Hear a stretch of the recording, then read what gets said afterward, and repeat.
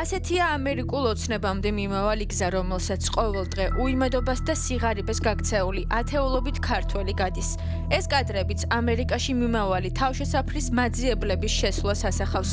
იქ მოხვედრა ხშირად ადამიანებს საკუთარი ჯანმრთელობის და ციცოცხლის ფასად უჯდება.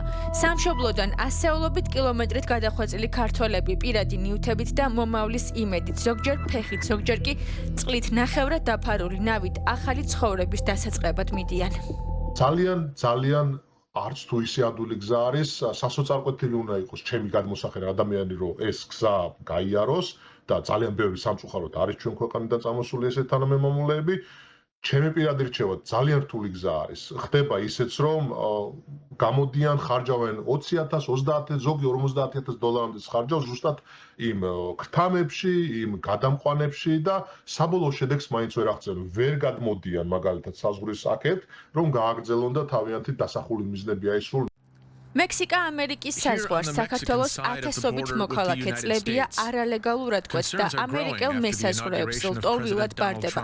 ზუსტი სტატისტიკა რამდენმა ადამიანმა დატოვა საქართველოს ამერიკაში წასასვლელად უცნობია, თუმცა კვლევის გარეშეც სურათი ცხადია. უკეთესი მომავლის იმედით სამშობლო ბევრმა უკვე დატოვა, დიდი ნაწილი კი ამ რთული გზის გავლას ახლა ფიქრობს. ყველა ვინც მსგავს გადაწყვეტილებას მიიღებს, მზად უნდა იყოს, რომ ამერიკული ოცნების ასახდენად საზღვრის უკანონო შესაძლოა ძვირად დაუჯდეს.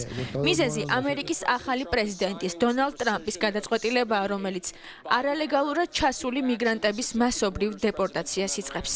თუ დაიწყეს მასიური დეპორტაცია, უსტატუსო მქონე ადამიანებზეც, რა თქმა უნდა, შესაძლებელი არის, რომ გავრცელდეს ეს და ესეთი ოჯახები იძულებულები იქნებიან ჯერ წინასწარ დაკავებული იზოლატორში მოხვდება, რაც არც თუ ისე ციხეა, იგივე საიმიგრაციო ციხეა, მაგრამ ციხეა, არანაირი აქ სასიამოვნო არაფერი არ არის, განსაკუთრებით ვისაც პატარა ბავშვები ყავს და ვისაც ჯანმრთელობის პრობლემა აქვს, ასევე მდედრობის სქესის ადამიანებს, ვისაც რაიმე სისუსტეები ჭირს.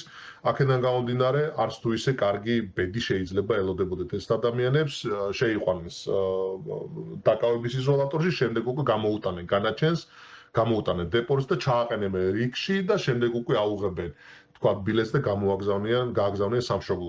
ახალი პოლიტიკის პირველი შედეგები უკვე სახეზეა. დონალდ ტრამპის განცხადებიდან მალევე ამერიკის შეერთებული შტატების სამხრეთ საზღვარზე, უფრო კონკრეტულად კი მექსიკასთან, საგანგებო მდგომარეობა გამოცხადდა. ამ ტერიტორიას უკვე აკონტროლებს სპეციალურად გაგზავნილი 1500-ზე მეტი სამხედრო. ეს კი სწორედ ის გზაა, რომელსაც არალეგალები ყველაზე ხშირად გადიან, მათ შორის საქართველოდან.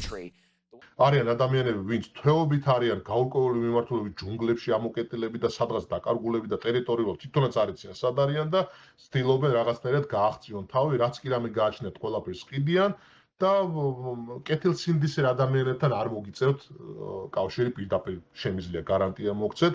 ყველა ცდილობს მოგატყუოთ, ყველა ცდილობს რაღაცა თქვენგან რაღაც სარგებელი მიიღოს ფინანსური და სხვა მიმართულებით. ამიტომ განსაკუთრებული ისეთი ადამიანები, ვისაც ბავშვები ყავს და ვისაც რაღაც მაღალი რისკის შემცველი ფაქტორები აქვს, მე არ ვიცი, რაღაც რკინის გული უნდა ქონდეს ადამიანმა, რომ გადაწყვეტოს ამის გაკეთება. დონალდ ტრამპმა საჯაროდ უკვე აღიარა, რომ მისი გეგმა შეერთებული შტატების ისტორიაში ყველაზე დიდი დეპორტაციის და საზღვრების ჩაკეტვას ითვალისწინებს. ამ ინფორმაციის მოსმენის შემდეგ ბევრი ქართველი, რომელიც ამერიკაში მექსიკის რთული გზით მოხვდა, საგონებელშია. არავინ იცის გაგრძელდება თუ არა მათი მცდელობა ამერიკული ოცნების ახდენის შესახებ.